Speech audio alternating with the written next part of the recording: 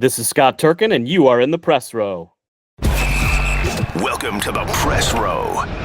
Behind-the-scenes stories from the world of sports media. Press Row. Insight and interviews from around the sports world. Now here's your host, Jonah Siegel. Jonah here, Press Row, Sunday morning. We get to revisit with an old friend of mine from back in my camp days. Name is Scott Turken. He's worked on some really cool projects since he's been on. One is a Tom Rinaldi podcast series that I want him to tell you all about. It is very cool. A true crime murder case. And secondly, he's taken on full-time digital responsibilities at the NLL. Scott has worked in and around pretty much every major sporting event known to humans. I hope you sit back, relax, and enjoy today's episode of In the Press Row with Scott Turken. Welcome back in the Press Row. Jonah here in Seattle, a very early, it's not so early, I guess, Sunday morning. Happy to see lots of smiling Detroit faces at me here. Steve Yzerman holding up the cup. Man, the guy is just getting the snot kicked out of him right now. I was there and I ran into him and he doesn't look so good. But anyways, we have a repeat guest today and I'm so psyched because there's so many things I'm dying to talk to him about as we dive deeper into the world of media, not just sports media, but media. And when I say that, I want to talk about consumption and how we engage with content in the year 2024 and beyond, because it is changing rapidly. And who better to do that than someone who's produced it for ESPN and kind of spread his wings. We're so proud of him. He is a media entrepreneur, created sports content at ESPN. He's the head of digital at your NLL League. He's producing really cool podcasts. He's just doing really interesting things all the time. And there's lots of talking heads who talk about cool stuff. He actually does it. Scott Turken, how are you? I'm great, Jonah. It's great to be with you. So you've been here before. We talked about some cool stuff you're doing then. Bring everybody up to speed on what you're most proud of that you're working on right now or you just published, because it's really cool. Yeah, so we just published an episodic true crime sports podcast for Fox Sports called Sacred Acre. It's Tom Rinaldi, the renowned reporter from Fox, who is the sideline reporter on Tom Brady's crew and also does terrific storytelling. I can't tell how many Emmys and Murrow Awards he's won, but there's a few dozen. And we worked on the project for a little over a year, and it came out recently, and you can binge all 6 episodes if you'd like. They're available wherever you get your podcasts. And Mr. Producer will put the links up now so everyone can grab them. Very high level. Tell us what is the true crime story about, so everybody knows. Yeah, so Ed Thomas, a legendary figure in Iowa high school football, coached at Applington Parkersburg High School, a town of about 2,000 people in Iowa, and he led 4 NFL players. 4 guys were in the NFL at the same time, all played for more than 10 years. And then his town had a really big tornado, an EF5 tornado, with which he led the recovery from that. It was all sort of around the town and the football program.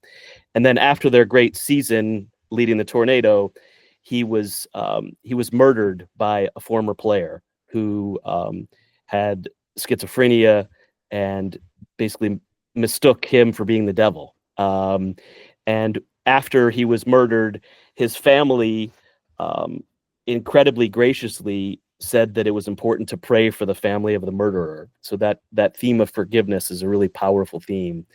And we told the story over 6 parts. There's some really cool current elements to the story in the sense that his son, Aaron, who was a great athlete and played for him and also was the school's leading scorer in basketball. He played college basketball, came back to the school to be the principal. And this season was actually the interim head football coach. His grandsons played football at Applington Parkersburg as well. And his middle grandson, Gavin, was the quarterback when we went to the games last year. So it was really cool. It's Ed Thomas Field. It was actually named for Ed Thomas while he was still alive. So to have just this small town in Iowa, Americana, and just have all these cool current elements as well as the really compelling story. Tom always talks about stories, and the three most compelling themes of stories that he's found in his career of doing this for 30 years are greatness and its cost, the line between living and dying, and forgiveness. And this story has all three themes in very powerful ways. And that's really what drew Tom to it. And it's Tom Rinaldi Presents. We're the team that works with Tom, and we're so lucky and privileged to work with him on these stories. And we think it came together really well. And I hope people will enjoy it. And how do you find your way onto a project like that? Well, so I've been working with a company called Blue Duck Media for a long time, for about 5 years, and the founder of that company is Gabe Goodwin, who I work closely with at ESPN. We managed the SportsCenter social media back in, I think it was 2013 to 2015. And I think I told you on a previous podcast, I was the first Instagram post came from my iPhone. Gabe left ESPN and went on to start this company. And he was working on a series for Wondery called Sports Wars. And I just heard him at the credits at the end of this show. And I've been doing some podcast work for a company called Pure Hoops Media with my friend Bruce Bernstein. And I was kind of interested in getting to do other things. Started to do some Sports Wars series, and then that led to a bunch of series with Trey Wingo. We did Half Forgotten History, which we did for a few years, and the Chop Shop. And then we thought Tom would be really good in this format. And it's kind of cool when you're not with a bigger company, you can kind of talk to friends and see if you want to work with them. And basically we pitched Tom and said, hey, we think you'd be great in podcasting. And after, some talks and some planning and development, we did our first series, which it's behind me, Wesley, which was about Lyman Bostock, was an 8-part series. And that one made it to #1 on Apple Sports Podcast, which was a really nice little carrot in our hat. And the folks at Fox were really supportive about doing another story.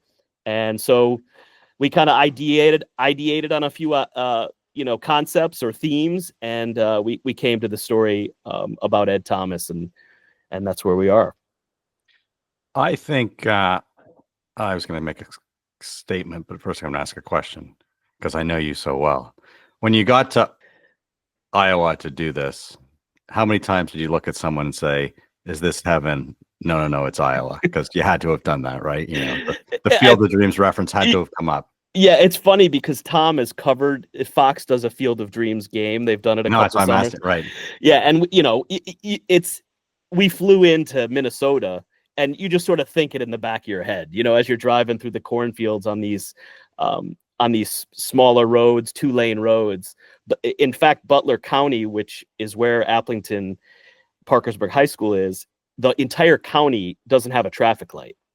So if you just think about, in Seattle or me in Connecticut, it's just kind of wild to consider that. But there's an expansive feel to Iowa as you drive through it. But yeah, when you see the corn, it's kind of, you have to kind of make the Field of Dreams reference. And how much time did you spend there? We went for 3 different trips. The first trip was 3 days, the second trip was 2, and the last trip was 2. So, between our crew, we had some folks we hired from Chicago who came out with. One of my close friends, Kevin Shaw, who's a esteemed documentarian in Chicago. He did a shoot for us, and yeah, we went to several games, interviewed a lot of people involved in the story, close to the family. We had an unbelievable. Mark Becker was the man who killed Ed Thomas. We sat with his parents in their home. They have a very large farm, maybe like I want to say 50 acres or something like that. And we sat in their living room for about 4 hours talking about the story. And typically as a producer, when I'm in the field, I try to take notes, especially if they're longer interviews. So just when you're scripting later on, you know what it is. And it just was really incredibly powerful what they what they shared with us. And Tom is such a gifted interviewer that he made them comfortable to share really deeply. And I think I've been in, counting my years at Michigan in media, I've been in media almost 30 years, and that might be the most impactful interview I've ever been a part of. And Joan and Dave Becker were really gracious with us. And it's certainly not easy to talk about your son who's in jail for the rest of his life for committing a murder. And to go through what they went through in the mental health system and those challenges to really find the proper treatment or people to just even diagnose what was wrong with their son. Just going through that was really heavy. But I think we treated it with the right, I hope we treated it with the right sensibilities. And when you showed up in town to shoot this, I could imagine that people were like, oh man, like really? We lived through this once. You're going to make us live through it again? Yeah, I mean, it's 15 years now, and Ed Thomas is still a huge part of people's lives there. He coached hundreds and hundreds of kids through football. A lot of them went on to do really really big things in sports or in business. Darren DeVries is a head coach in college basketball. He and his brother Jared, who played for the Lions for 10 years, own a very successful grocery store business for like smaller towns, kind of like a one-stop shop. There's been a lot of, the other NFL guys have come through there. There's a lot of folks that have really become very successful from, and have some sort of tie to the Thomas family. They're kind of like, I would say in that town of 2000, they're kind of like I don't want to overstate it, but they're kind of like the Kennedys of the town. You know what I mean? And so people were really gracious with us, and they, everyone kind of said, like, when we reached out to talk to folks, they're like, well, did Jan and Aaron bless this? And if they did, we're good. Right. There was a guy named Dave Bingham who worked with us as a consulting producer on the project. Really, really sweet guy, was in local media for a long time, and does a bunch with Iowa high school football. And he was great because he had done a documentary the season after the tornado and before Ed was killed. So he had an amazing amount of great footage that he was, we went into a business arrangement, licensed the footage from him, but he was also really helpful as a consulting producer from the project. But, everyone was really, I don't want to say eager, but really accommodating to work with us. And that was great. Excuse me. The world has changed. We saw or listened to, and maybe I'm out of order, but there was a fantastic documentary on the NBA. Name escaping me, the referee who allegedly placed bets on the game. Tim Donaghy. Yeah. One of the best podcasts I've ever listened to. And I think there's more people listening on this podcast than listen to that one. I don't know why. I mean, I can imagine why. Right. But really fantastic. There was a fantastic TV show on one of the streamers called The Thing About Pam, which I think was inspired by Dateline, where they caught somebody in a murder. The Menendez brothers are going to be freed from prison as a result of a Netflix documentary. Right. The world has changed, right? Content has become not just must-see TV, but really relevant in today's environment. Does that change how you look at projects, how you go hunting for them? The type of, when you think about those three pillars that you mentioned, that certainly makes things certainly more meaningful, doesn't it? Yeah, no, it does. I mean, when we started before we did the first season, we knew there was a lot of great work out there in the podcast space and the true crime space.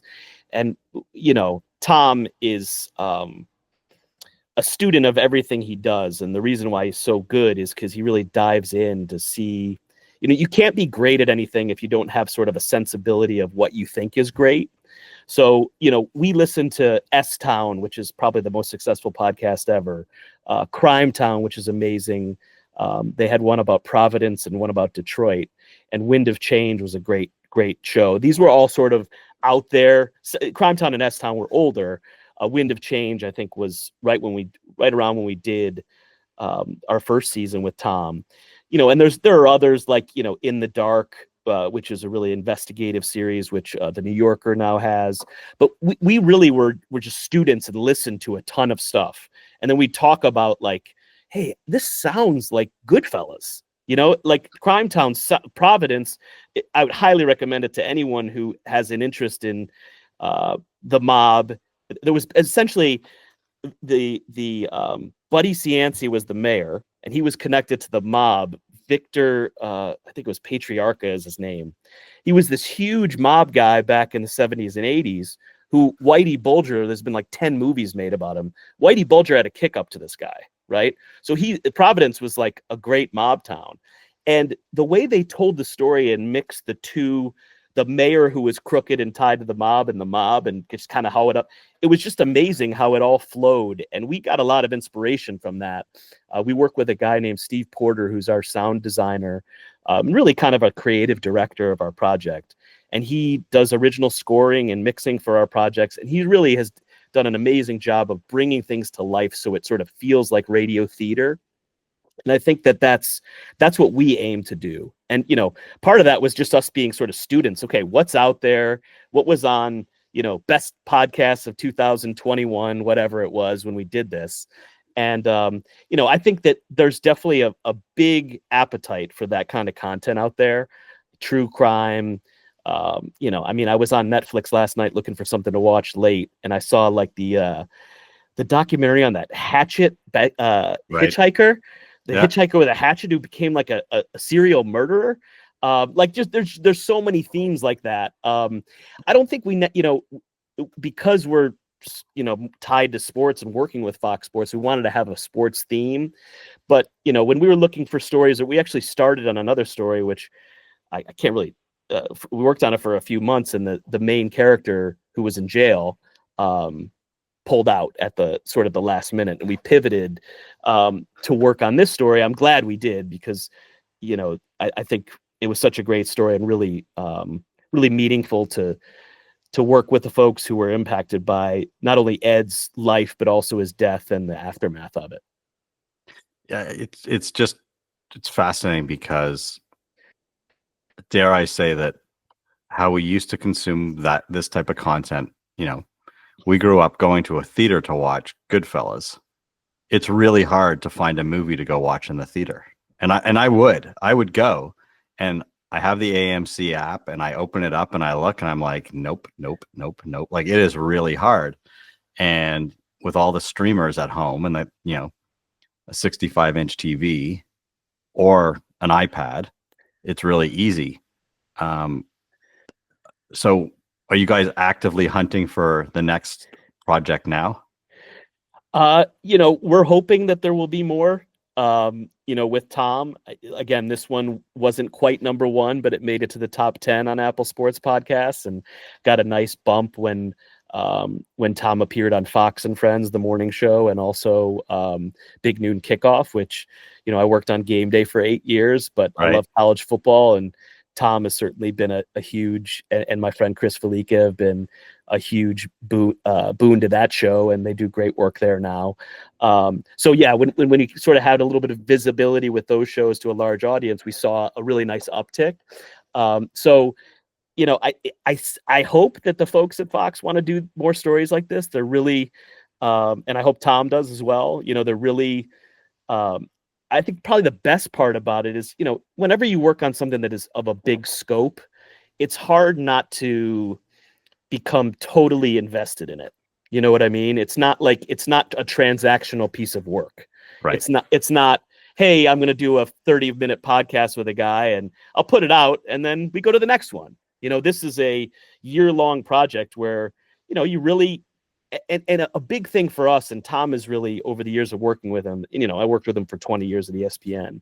He's really taught me, and I've learned a lot from him about really taking that responsibility of these people and trusting you with their story, which is, this is life and death to them, and really honoring them in doing things the right way, being empathetic to all parties involved. And so, that part is really rewarding. And also hearing the feedback from folks who, one of my biggest mentors in my career is a man named Vince Doria, who's a legend in sports media, and I don't know, a bunch of Hall of Fames. He was essentially in charge of news and storytelling at ESPN for a number of years. And this was following, I think, 20 years at the Boston Globe, which is why over the years you saw a lot of Boston Globe people at ESPN. Yep. He also did the National, which was a short-lived but sort of legendary. Fantastic newspaper. Yes, and he was the lead of that. But, so Vince is one of those guys that, if you share it with him, you're going to get really substantive feedback. And if he sort of blesses it, that you did a good job.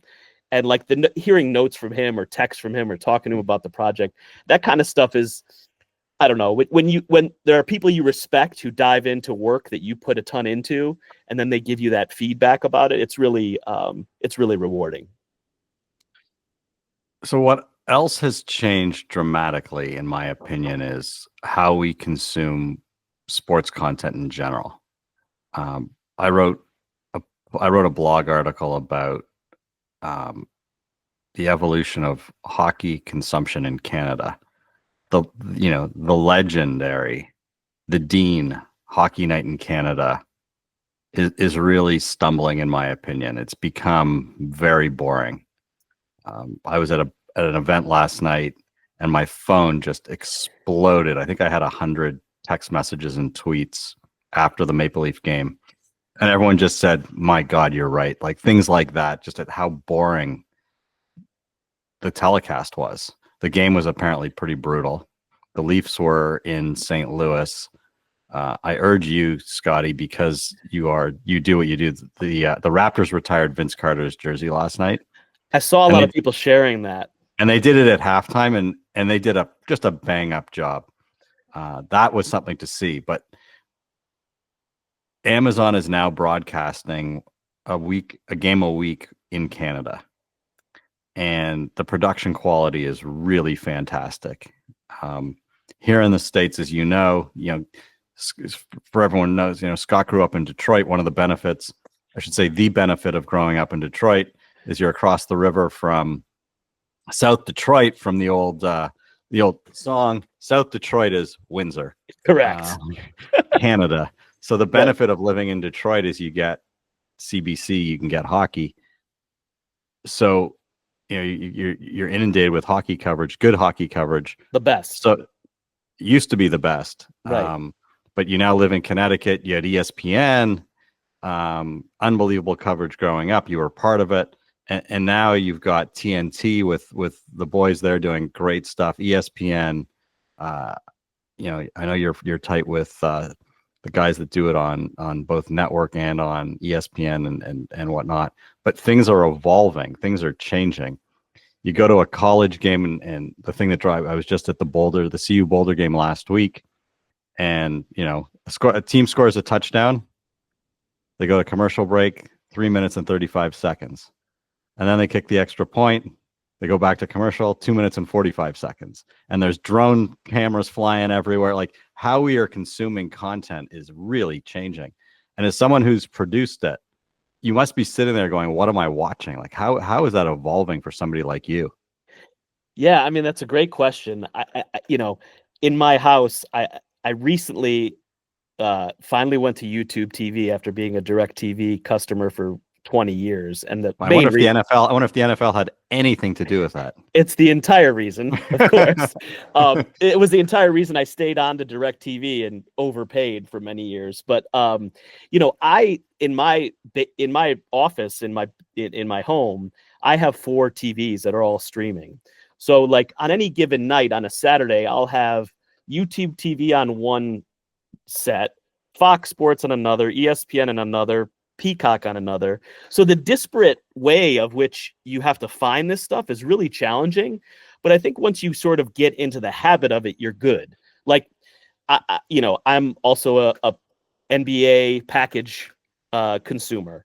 And I think ESPN Plus for a hockey fan is amazing because I can always watch the Wings and I can always have, Mickey and Ken Daniels on my, you can always do the local broadcast, so it's really just, I think you just have to be really, really savvy to like cut through the noise. You know what I mean? Sometimes you're like, wait a second, I thought this was on ESPN, and you waste 10 minutes finding things, and you're like, you have to call one of your kids. In my case, my kids are mostly teenagers, and my Right. son Corey is amazing with technology, and he'll be like, oh, Dad, that's on Peacock. Here's Peacock. You know what I mean?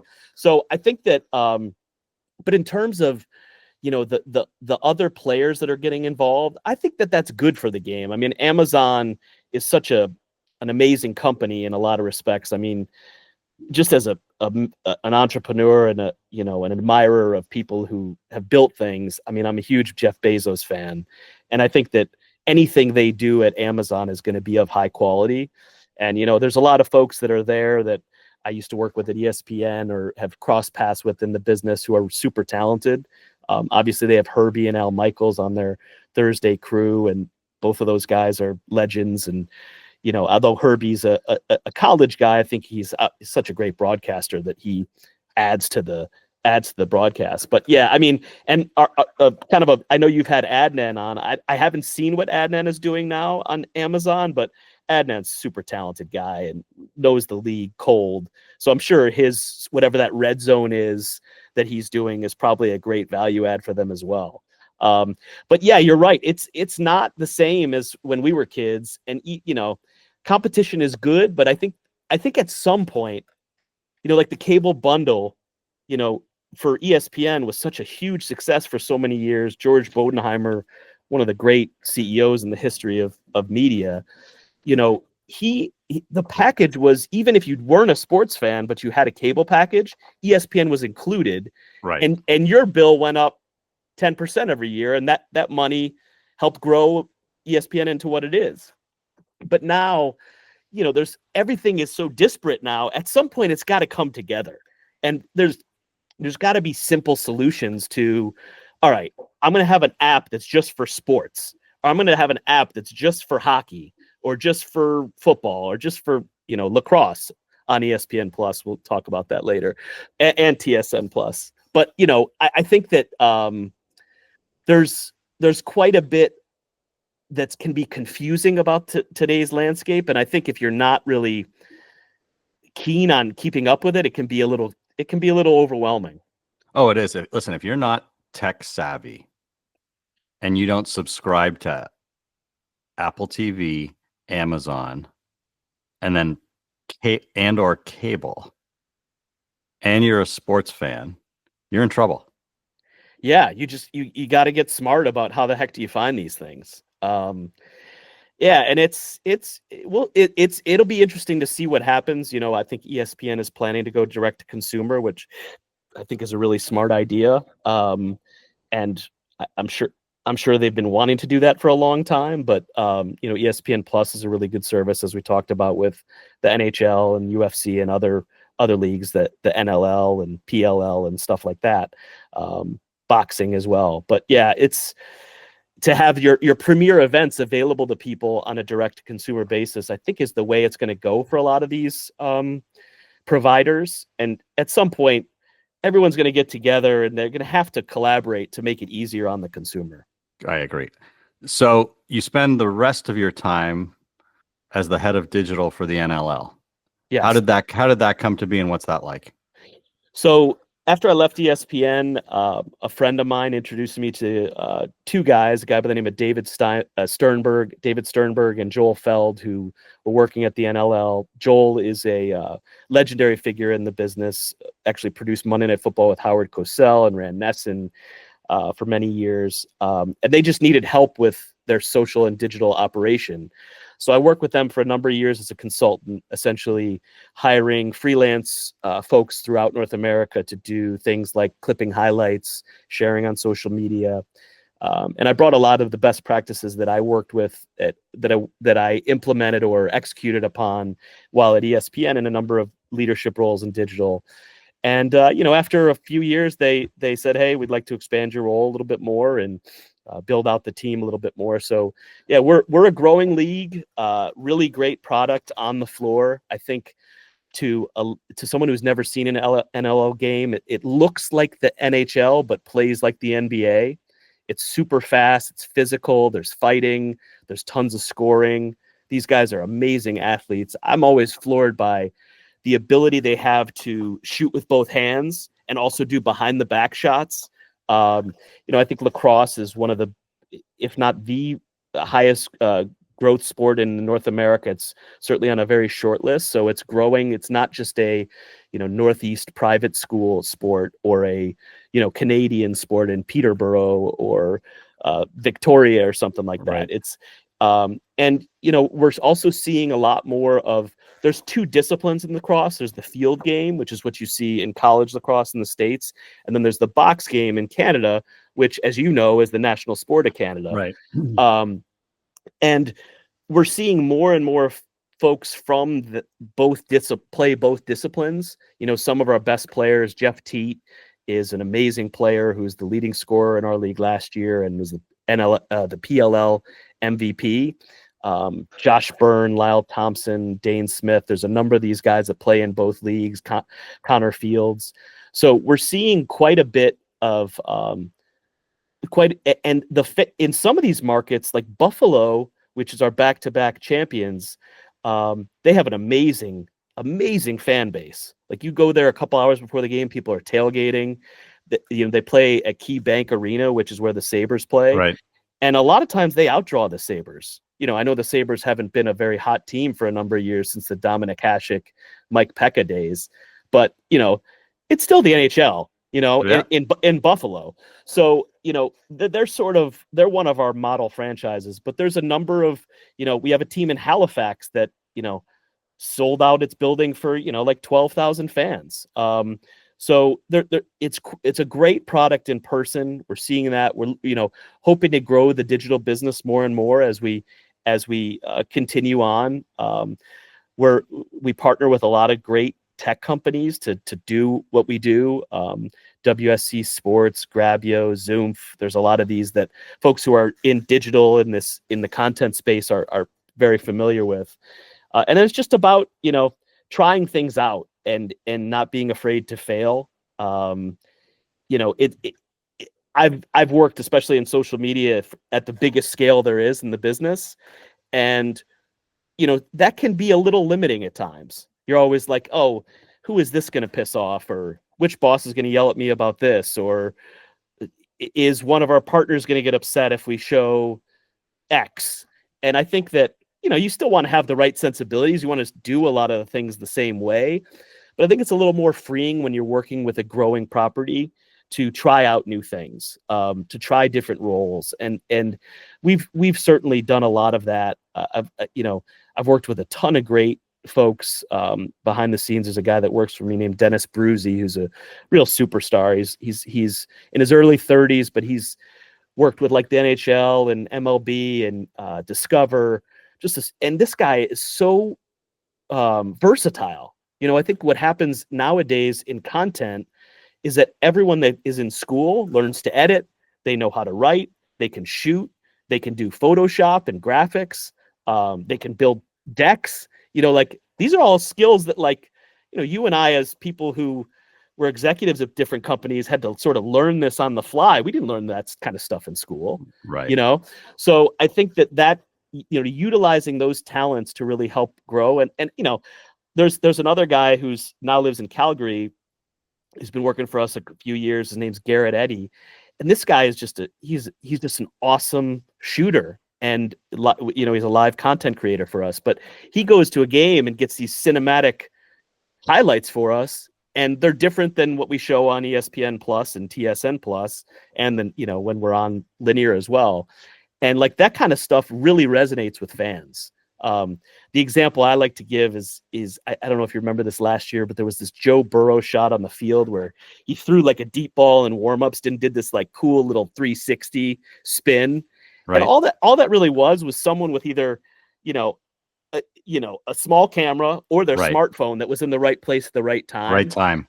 Yeah. And I think that, being there, fans really like that type of content. So we've expanded on some of that type of stuff that we've done. And, we're just trying to sell our sport and help it grow. And it's a good challenge.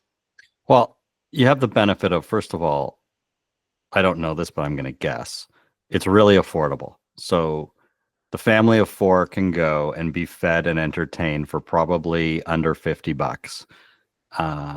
Where that same family of 4 in Buffalo or Calgary or Toronto or wherever, to go see a hockey game or a basketball game, one ticket costs $200. So that's one. So typically leagues like the successful leagues understand that they're selling the sizzle and the steak, not one or the other. Yes. That's the difference. The unsuccessful ones sell too much sizzle, not enough steak. And that's enough to bring people once, but not, you can only bring in the Hansons, the Dallas Cowboy cheerleaders so often to get people to come out. You do have to have some steak to go with the sizzle. And Yes. the beauty of what, in my opinion, what you guys are doing is that the content looks good and you do try different things out that is engaging, that brings in the audience to see what you're going to do next. There is a little bit of that, wow, that's really cool. And that people at the other outlets are watching to see what works because you are the testing ground. And yeah, some things catch on and some things fail, but you're able to try things without getting slapped or penalized that they're not going to try somewhere else. And that's really cool. Yeah, I mean, one of my biggest mentors in my career is a guy by the name of Barry Sachs, and he was a senior exec at ESPN for a lot of years. Really gregarious New York guy. And one of his phrases that he used to always say is, he used to say, "There are no rules," right? He had this great accent. But I really love that, and it's really been a through line in my career. I hate when people say, "Oh, that's the way we've always done things." It drives me absolutely crazy. And my first question whenever anyone says that is, "Well, is that the right way to do it?" Right. And so I try to impress upon the people that we work with, just try things out. It's okay if something falls flat. It's okay if our engagement numbers don't grow from this one post where we tried to make a joke on something, or we tried some different kind of edit, or we used a CapCut edit, the mobile editing tool that a lot of people are using these days. Things like that are just keep doing that. At the end of the world, maybe our engagement numbers fall by 0.1%. Who cares? And a lot of times when you fail, that's really when you learn. So I've tried to impress upon the people that we work with, and a lot of them are freelancers. Some are like a side gig or a side hustle for them, and I think that people really respond to that well, and take chances. And I think a lot of our great stuff has been from people just pushing the envelope. And when you look at social today, what channel? I mean, don't say all of them because that'd be lame. But what's the channel that you're really trying to figure out and grow on? Well, I think Instagram is the most powerful channel for in Instagram and TikTok. We were late to TikTok. We've got a decent footprint there, but I think it's important. But especially if you're trying to reach young fans, Instagram stories, and TikTok are probably our biggest. Obviously, YouTube and Facebook are good for longer form video. So for our full game highlights that we put out, those are really good. And X, Twitter, whatever the hell you want to call it, is still an important platform, I think, for immediacy and news. So when our games are on, we're very, very active on Twitter. Trying to maybe push people to a game that's going into overtime, or we like to put out a halftime highlight to use Twitter as sort of a promotional vehicle, so people will stream the second half in a tight game, things like that. Beyond that, we do use LinkedIn as well for just sort of PR and company stuff, which is a good platform, I think, especially, if we have a new partnership with a company, or we're trying new things with, a new partner, or we do a really cool feature story. That's always a good place to put content, but not as much that's more sort of crosses over in that PR lane, I think, more than just sort of organic engagement. And if somebody was trying to grow or build something on Instagram, what is the Scott Turken these are the 3 things you must do? Wow, that is a very good question. I think that nowadays you definitely need sort of a hook. So like your thumbnail has to be engaging to sort of urge that click. I think authenticity is really important. So, you might edit a really cool thing from a template you buy on the internet, but it might not work on Insta. So being authentic, and then just being consistent with how you're putting things out. You don't want to overdo it. You don't want to oversaturate, but you're not going to get results. Like, let's say you're a once a week show and you just put out content once a week. That's not really going to grow your audience. And this may be fourth, but always following data and seeing what works and what doesn't. Knowing which content buckets are successful for you. I mentioned a couple of those players earlier, like Jeff Teat and Lyle Thompson and Josh Byrne, Dane Smith. These guys, we know that the fans care about them. So, it's just like on ESPN, you see, Patrick Mahomes a lot, and you see Right. Steph Curry a lot, and you see, Ohio State and Michigan. You gotta sort of play the hits. So I think, I don't know if that's three or I gave you more, It but doesn't matter. It's perfect. yeah. So I guess the question is, the follow-up is a two-parter. One, how does one develop the proper hook? What do you mean by that? And then part two is, we haven't mentioned in the last couple of seconds here, we're being respectful of your Sunday, AI. How do you properly use it without abusing it? It's a great question. First of all, the first one was, how do you select the proper hook? I think that's kind of goes through, again, research, R&D, research and development, seeing what works, trying new things out, and saying, oh, we referenced a line from Game of Thrones and people really liked it. Maybe Game of Thrones is not the most current series. Maybe Right. Industry might be a better one on HBO, which I really love that show.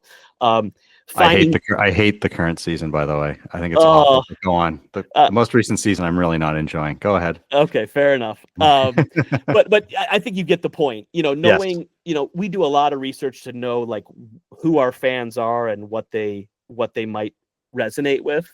Back at ESPN, when we were doing SportsCenter, we had like a character voice it was Maddie, right? And Maddie went to a Big Ten school and really liked, Pearl Jam and Jay-Z and whoever else who was popular. And you sort of develop a brand voice. I think that's really important, to develop a brand voice and sort of go from there.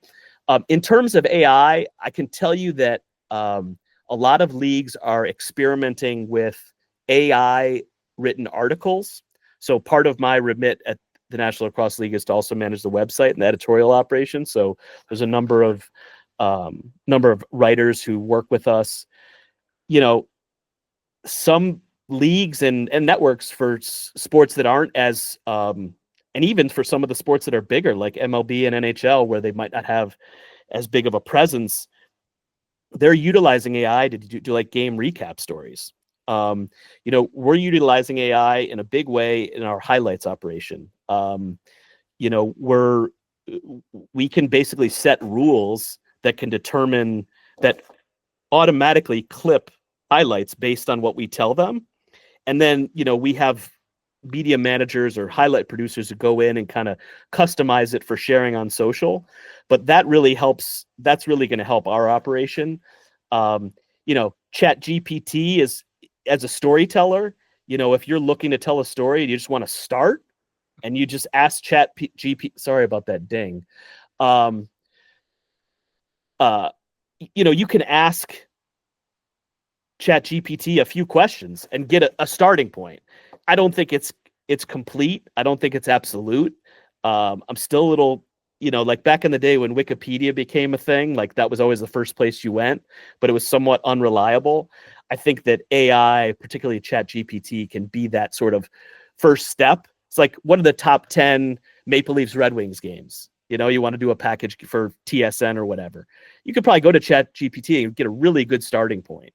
So I think that at this stage, that's where I see AI being most implemented. We haven't gone the route of the writers yet, although it's certainly something that might be of use to us to get more content out there, to get more readership and more page views. But certainly for us right now, the highlight operation is really where we're leaning into that. He is Scott Turken. You see his work regularly on the NLL. You should definitely check out the Tom Rinaldi podcast series called Sacred Acre. Links are here on YouTube and on the podcast episode that you're listening to. He's done it all. He's been at Super Bowls, World Series, major Stanley Cup finals. He's had his fingers into most major broadcasts behind the scenes. He's the guy behind the camera in the rooms, always providing me with really cool insight into what's going on in the industry. Great to see you, Scotty. I hope your Lions are successful for you.